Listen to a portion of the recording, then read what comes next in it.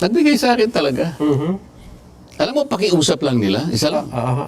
Tanggapin mo ang tulong namin sa'yo. Okay. Congressman ako noon Kong, kami po ay naniniwala na karapat dapat kang makarating sa Senado. Tanggapin mo ang halagang to. Marami sila. Isa lang. Pero Apa. pwede ba yun, Sen? Na hindi mo i-discuss? Kaya nga. Paano yun kako? Contribution to eh. Oo.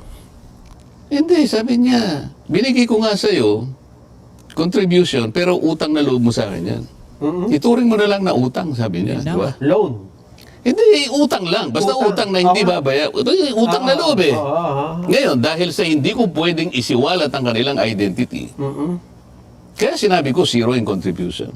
Na mapipilitan ako ngayon na gawing zero yun. Dahil kapag hindi ko nilagay, pag nilagyan ko ng amount yun, mapipilitan ko isa-isa kayong i-disclose ko ang inyong identity. Aha. Ngayon, Inyong narrative. hindi naman So, ibig sabihin, nagsinungaling. No, si Marcoleta. Diba? Kasi nilagay niya wala eh. Zero eh. Pero yung katotohanan, merong nag-donate sa kanya. Ano sa palagay ninyo? No? Malinaw yung sinabi niya dito. May nag-contribute sa kanya. Wag na lang sabihin yung pangalan. No? Pero ang inilagay niya, no, doon sa mga expenditure niya, sa eleksyon, sa SALN niya, ay zero. So, ibig sabihin, nagsinungaling ba etong si Marcoleta sa kanyang SALN?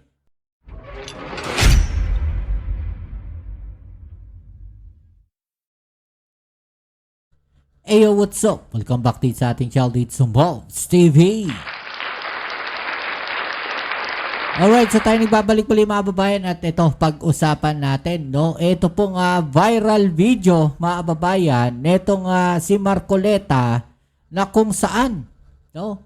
Ay mayroon po siyang matinding inamin mga babayan. Nako po. Ano ba itong inamin netong si Marcoleta mga babayan? Yan ang ating alamin at pag-uusapan. Pero syempre bago ang lahat, please don't forget to subscribe, like, share at comment dyan sa comment section. Okay, so eto mga babayan, mainit-init po no itong video na to at talaga namang marami pong nagulat, no? At ito nga pong si Senator Marcoleta ay umamin po, no? May inamin po siya tungkol no, doon po sa kanyang ipinasang SALN mga kababayan. 'Di ba? Napaka-controversial po nung kanyang SALN mga kababayan, no? Ngayon, tatanungin ko kayo dito po sa video na to mga kababayan na ating ipapakita, no, para sa inyo po, para mapanood nyo rin po, no, ilagay nyo po sa ibaba o i-comment nyo po sa ibaba kung nagsasabi po ba ng totoo si Senator Marcoleta o sadyang nagpapalusot lang po? No, yan po ang ating survey ngayon o yan ang ating katanungan ngayon at panoorin nyo po yung video tapos magkomento po kayo, no, dyan po sa ibaba. Alright, so wag na natin patagalin to, umpisa na natin. Let's go mga kababayan. Mukhang viral na. So isang paraan na naman yun, binabanggit natin kanina, na lahat hahanapan ka ng Lahat butas. na ng butas. Kasi nga, inisa-isa natin mula kay Gutesa, sa Diskaya hanggang sa kasalukuyan, may bagong inilalabas yung No, dito parang sinasabing hinahanapan daw po ng butas o kasiraan etong si Senator Marcoleta mga babayan. No? Ano po sa palagay ninyo? Ha? Alam nyo, ito lang napansin ko po na kapag may mga ganitong issue tungkol dito kay Marcoleta, dito po siya sa programa nila lumalabas at nagpapaliwanag mga kababayan. Kasi nga dito, syempre, programa nila yan Sinong kokontra sa kanya dyan? Diba? Kaya dito, kung titignan ninyo, no, napakarami niyang interview dito talaga siya, no, nagsasalita sa programa nila na to at dito talaga, no, napakarami niyang isinasabi mga kababayan. 'Di ba? Tuloy natin 'to, alright? ipinasa ninyo na SALN at yung comparison sa SOSE. Ang sabi nila ay paano nagkaroon ng expenditure na ganito kataas, gayong ang kanyang asset ay mas maliit. Sen, paano bang nangyari? Parang nakita ko rin sa social media. Alam mo, ang nangyari, kaya pala masyadong masigasig yung bilyonaryo. Meron silang reporter, siguro ang tawag doon. Ano? Aha. Nagte-text sa akin kung Hindi niya alam kung reporter. Tuloy natin. Sa bagay, pwedeng researcher, di ba? pwedeng ma-interview nga, tungkol nga sa SALN, ganito, nakita po namin yung SOSE. Gusto ko sana eh. Ang problema, pinilit kong pumunta doon sa hearing namin sa Energy. May hearing. Importante sa akin yun. Pagkatapos, very persistent. Teka lang, di ba break ang Senate? Tama ba ako? So nasan yung hearing na sinasabi nitong si Senator Marcoleta? Well, hindi ko alam baka na-tiyempo na baka may hearing pa noong time na yon, okay?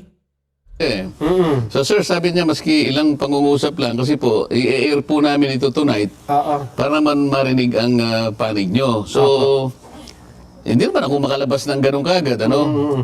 So, hindi ako nakasagot. Yes. Total, maaring siguro matake up naman natin sa araw na ito. Pinili ko na lang na sa araw na ito siguro sagutin na lang natin. Ano? So, paano mangyayari na napakalaki ng ginastos niya?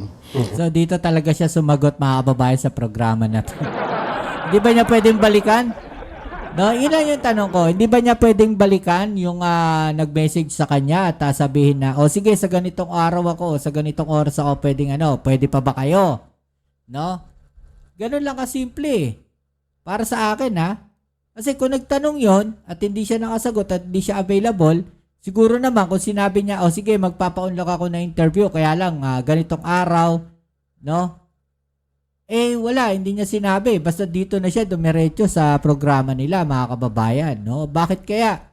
Ano sa palagay ninyo? Bakit kaya? Dito lang siya nagsalita, at hindi na niya kinontak, yung pong nag-message sa kanya sa Bilyonaryo News Channel, mga kababayan. Bakit hindi na niya siguro binalikan doon? O hindi siya kagad nagpa-unlock ng interview doon po sa channel na yon? Wala naman siyang contribution O doon sa news agency na yon pala, mga kababayan. na nakalagay. Yes, opo. Sa contribution, sabi niya zero. Zero. Okay. Ngayon, kung pagbabasihan yung SALN niya, ganito lang karami, sobra-sobra yung contribution. Yung expenditure. Di ba? Hindi, wala siyang expenditure niya, 100 something million, 112. Samantalang ang niya, nasa 52M. Yes. Di ba? So, may sinasabi ka kanina, excited. Ano sabi mo kanina? Ito na. Ito na. 3 points na ito. Laglag na kayo rito. Paano mo naman ipapaliwanag yun? Dokumento yan, Sen. At ang nagsalita pa dito, parang imbestigahan ng ombudsman ito. Sabi.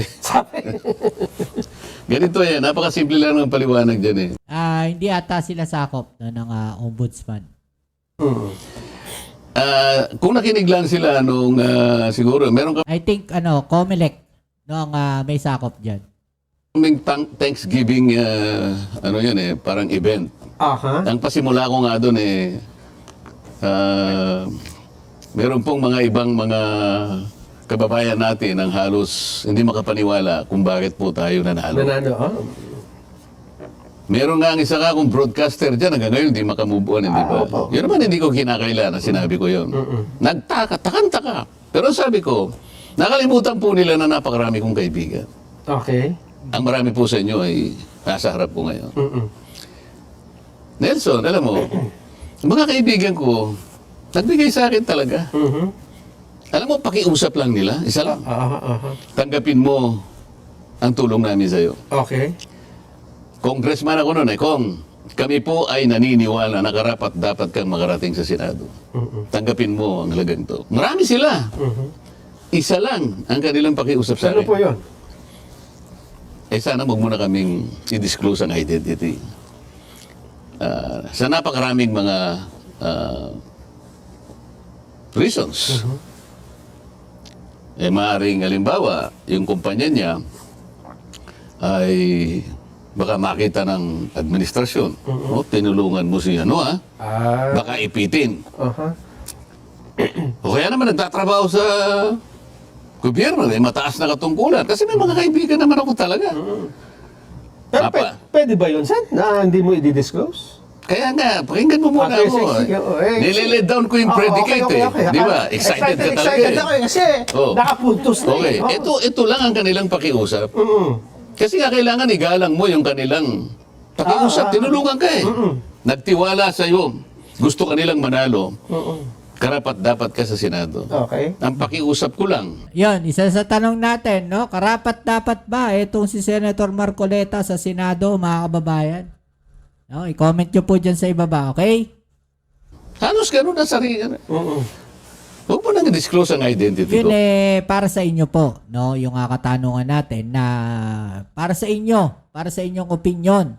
No, karapat dapat po ba na manalo etong si Senator Marcoleta, no? Diyan po sa Senado, mga kababayan. Okay. Okay. Pero talagang tinulungan nila ako. Iba't ibang mga kaparaanan, iba-ibang ganito, Sa dami. iba-ibang halaga, ibang ganyan. Ngayon, kapag ka naglagay ako ng figure sa contribution, mapipilitan akong mag-disclose ng pangalan nila. Alam mo kung bakit?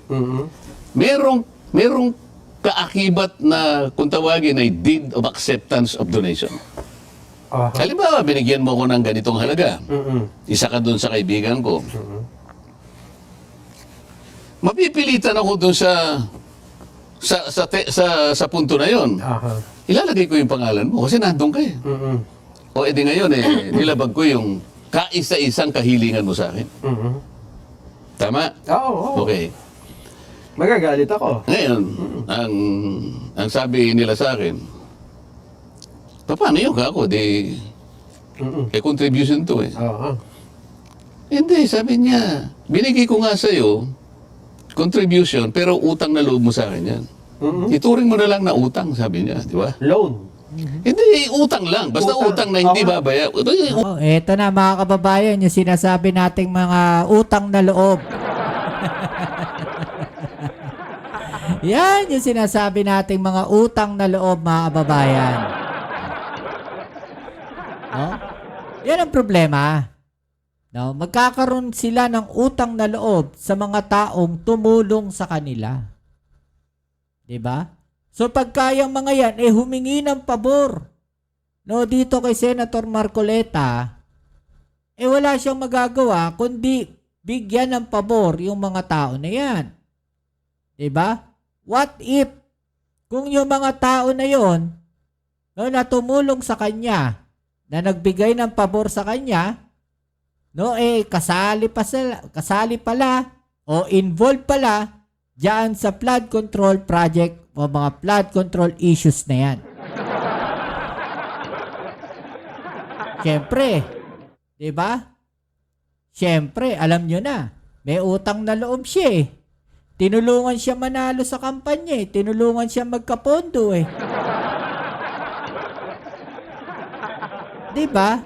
So, alam nyo, ano yan hindi, sabihin natin hindi lang ay Marcoleta, sa lahat, mga babayan. Yan po yung problema, no, ng politika dito sa Pilipinas. No, kapag may tumulong diyan sa mga politiko na yan, no, asahan ninyo may mga humihingi ng pabor diyan sa mga tao na yan. 'Di ba? Singson. 'Di ba? Ganyan-ganyan yung nangyari kaya nagagalit siya kay Pangulong Bongbong Marcos kasi tila hindi napagbigyan, no, yung mga sinasabi niyang pangako daw po sa kanya ng ating Pangulo. 'Di ba? Kasi tinulungan niya manalo eh. Tinulungan niya eh. Yun yung sinasabi nating pabor. No, yung mga pabor na ganyan na tutulungan kayo sa kampanya, utang na loob na po 'yan, no, netong mga kandidato na to. So yun, umamin siya dito, mga kababayan, no, na parang gano'n na nga, lumalabas, may utang na loob siya doon sa mga tao na yon. 'Di ba? Utang na loob eh. Ngayon, Utang na dahil loob. sa hindi ko pwedeng isiwalat ang kanilang identity, kaya sinabi ko zero in contribution. Na mapipilitan ako ngayon na gawing zero yun.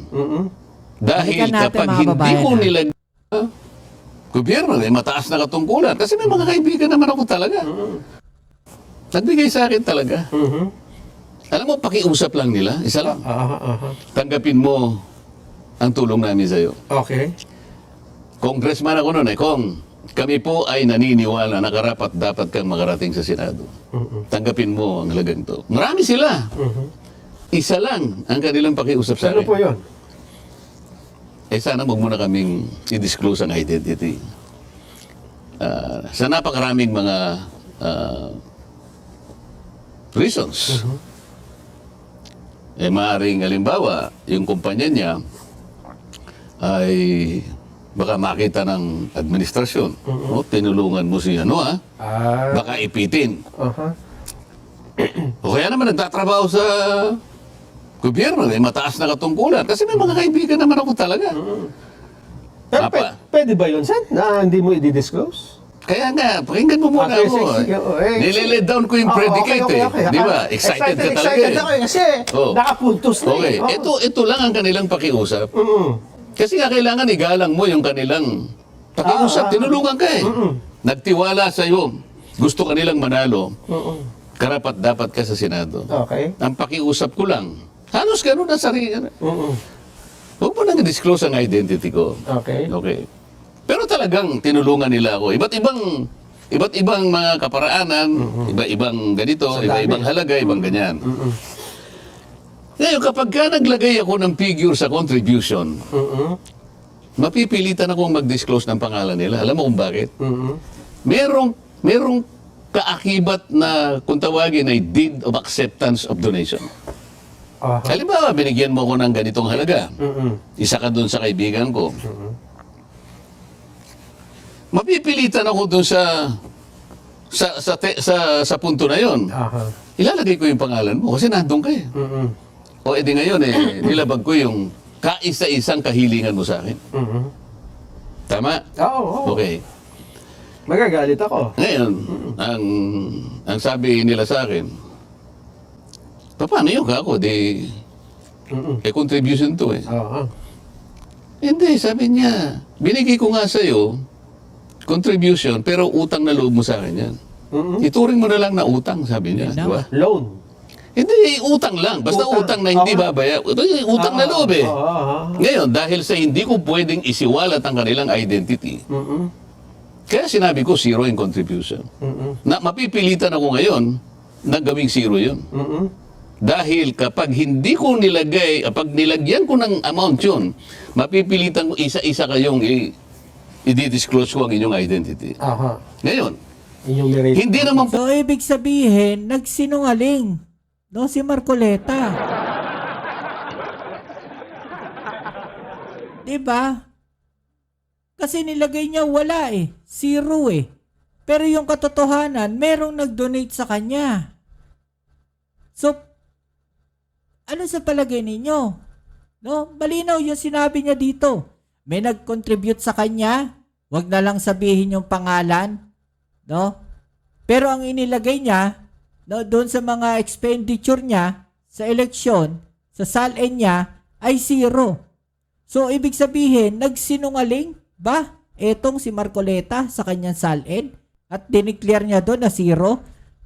Sa ganong katotohanan, ay mayroong nag-donate sa kanya. Mayroong nagbigay sa kanya o tumulong sa kanya, no? Sa kampanya niya. Pero ang idineclare niya, wala. So, nagsinungaling ba si Marcoleta, mga kababayan, sa kanyang SALN? Ano sa palagay ninyo? No, i-comment nyo po dyan sa ibaba, ha? I-comment nyo po dyan sa ibaba. pwedeng hindi ko gastahin yung binigay nyo sa akin. Kasi yung iba, magkakakilala kayo eh.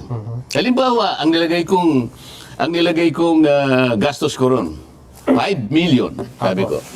Nakukwenta nila eh. Aha. Aba, tinago ni Kong Dante. Tingnan mo nga naman ang buhay, ano. Nanalo na, kumita pa. Pwede. Ayoko naman yun. Kasi pinagtiwala nila sa akin. Pwede. At saka Kailangan gastahin ko yun. Kailangan talagang expense. Hindi pwedeng hindi ko gastahin sapagkat binigay nila sa akin. Sapagkat gusto nilang manalo ako. May tiwala sila sa akin. Pinagtiwalaan nila ako. Okay, so ayan, anong masasabi nyo dyan, mga kababayan, ha? Nagsinungaling ba si Senator Marcoleta sa kanyang deklarasyon, sa kanyang salin? Tungkol po sa kanyang pagkampanya, no, expenses niya doon sa kanyang kampanya, mga kababayan. No, i-comment nyo lang po sa ibaba yung mga opinion ninyo, no, kung anong masasabi po ninyo, no, dito sa sinabi na to ni Senator Marcoleta. Okay, so i-comment nyo lang po dyan sa ibaba. Alright, so yan muli, maraming salamat sa lahat ng mga patuloy na suporta dito sa ating channel. Kita-kits tayo sa ating next video upload. Ito muli ang inyong Kuya Mobs, it's Mobs TV. Peace and out.